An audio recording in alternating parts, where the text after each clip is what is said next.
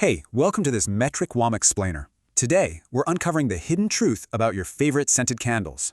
We are super excited to help you dig into the actual science behind everyday home fragrances. So, could that calming candle actually be making your air toxic? Let's see what happens when it burns. We often think a great smelling room equals healthy air. Honestly, that's a pretty dangerous myth. Burning candles actually pump out invisible pollutants like smoke, soot, fine particles, and artificial fragrance chemicals. The real issue? Ventilation. In small, closed bedrooms, these dangerous particles build up incredibly fast. Who's most at risk? Kids with developing lungs and sensitive folks face severely amplified health risks here.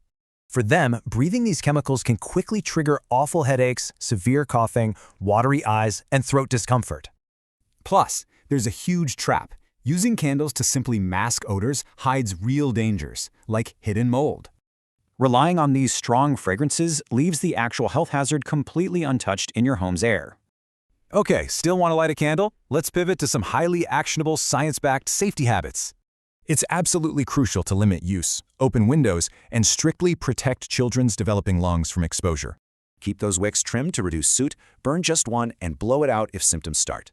Genuinely, fresh air actually requires real ventilation, moisture control, and proper cleaning, not just covering things up.